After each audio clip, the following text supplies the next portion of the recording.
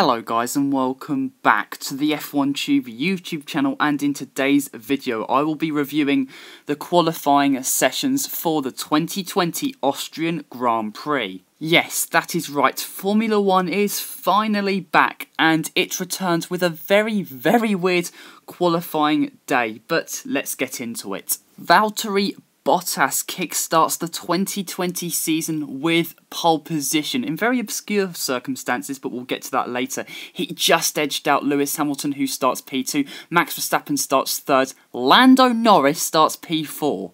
Wow. Alex Albon 5th, Sergio Perez 6th, then we have Charles Leclerc, Carlos Sainz, Lance Stroll and Daniel Ricciardo.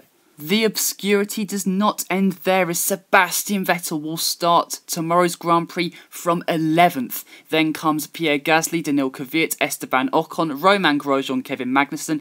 Then we have George Russell, Antonio Giovinazzi, Kimi Raikkonen and Nicholas Latifi rounds out the field. What a day and a weekend Mercedes have had so far. Earlier this morning, their DAS system was ruled legal following Red Bull's protest, and then they go and absolutely smash it in qualifying. The Mercedes has been the class of the field from FP1 all the way through to qualifying, and their speed is ominous. No one other than a Mercedes driver was going to start from pole. Lewis Hamilton was dominant in the practice sessions, but when it came to qualifying, Valtteri stepped up his game and he will start 2020 with the first pole position of the season. He set his pole position time on the first run because on his second run he went off track and actually spun on the grass. Quite embarrassing, but at the end of the day he starts from pole. And Lewis Hamilton, well, he was only 12 1/1000ths behind his teammate in the end, so although he doesn't start from the very front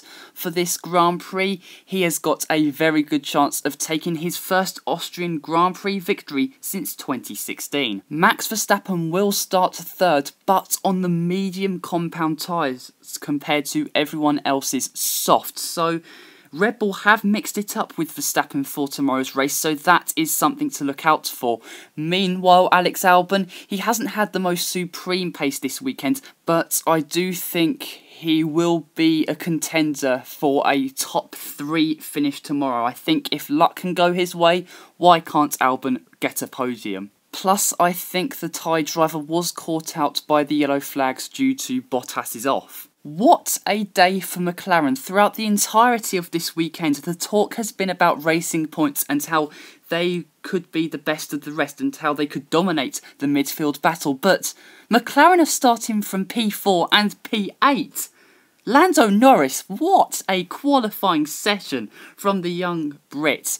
He has been supremely quick throughout qualifying and, my word, that lap was utterly sensational. He was only a 10th or 2 off Verstappen's time, so you've got to give him a lot of praise. That was brilliant. I think Carlos Sainz was caught out by the late yellow flags, but he also has a chance of a big points scoring finish tomorrow, so brilliant day for McLaren, not what I was expecting at least. Racing Point, like I said, it looked like they would be best of the rest, but they have been pipped to the point by McLaren. But we know Sergio Perez, we know how clean, how slick he is during the Grand Prix, so do not rule him out to be best of the rest, or even a podium finish. To be honest, guys, tomorrow could be such a good Grand Prix. There could be 6 or 7 drivers that could take a top 3 finish. I think we are in for such a great Grand Prix. Lance Stroll, he made his 3rd ever appearance in Q3, underlying how Saturday isn't his strong point, but he starts P9. Again, he can score some decent points tomorrow, and with that Racing Points race pace, why can't he? Ferrari. Oh my goodness, that was one of the most cataclysmic qualifying performances from that team in recent times. 7th and 11th. Nobody expected that. That is such a dumbfounding result. My goodness me, I cannot fathom the fact that Ferrari have been this bad this weekend. I did think they would be behind Mercedes and Red Bull, and I did think they'd be looking over their shoulders towards Racing Points, but I did not expect one Ferrari car being knocked out in Q2 on pure pace. Charles Leclerc did the best he could. At the end of the day, the Ferrari car this weekend has been dreadful. I think Renault this weekend have fallen under the spell of the midfield being so heavily congested that the smallest error, or that tenth of a second being the difference between 8th and 12th, it was so close in the midfield that, you know, Esteban Ocon missed out on Q3. He starts P14, not ideal for him, and this is a guy that wants to be proving his quality. He's being regarded as world champion quality, so he needs to make his mark in that team ASAP. Daniel Ricciardo got into Q3, so he is another driver that could score points tomorrow. It's been so tight this weekend, guys. There is still an absorbing story to be told. A quick word on AlphaTauri. They haven't been slow this weekend, but I think they've just lacked that speed. Maybe they could have got a car into Q3, but I don't think that AlphaTauri chassis had the pace of a Racing Point, McLaren, or even the Ferrari. Romain Grosjean, despite not really running an FP1, only getting half a dozen laps in, the Frenchman still outqualified his teammate Kevin Magnussen, so I'm going to give him a bit of credit. He did outperform his teammates who did have a lot more track time, so, you know, fair play Romain. But the Haas is not quick enough to challenge the likes of AlphaTauri, Renault, Ferrari, Racing Points and McLaren. They're not just quick enough. I think on pure pace they're in their own little bubble with Williams and Alfa Romeo. George Russell again, superb performance, only 7/100ths off of a place in Q2. Brilliant performance from Russell. The Williams has improved over the winter and has brought the gap down between themselves and the lower midfield, but still, Russell put in a stellar performance. He will start the race from 17th.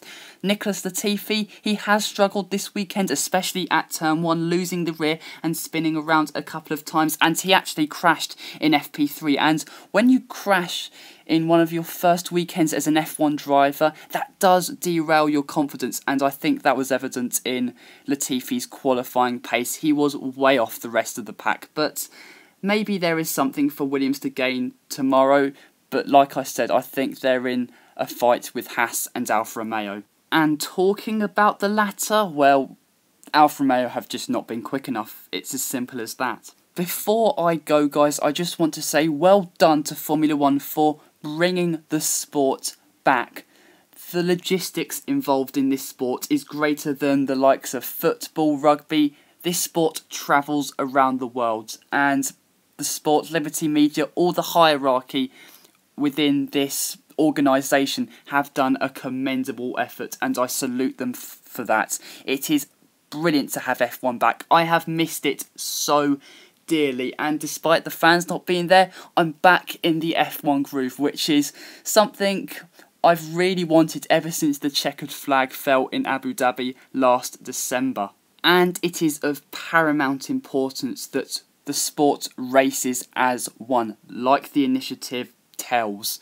The sport is united against all social injustice, systemic racism and racism as a whole, and apparently the drivers are going to be uniting tomorrow ahead of the Grand Prix, which will solidify its place in wanting to tackle the issues that have unfolded across the globe. Okay guys, that is it for today's video. Please like, comment and especially subscribe to the F1 Tube YouTube channel for more content regarding the world of Formula 1. Formula 1's first race of the year and the decade will be here tomorrow.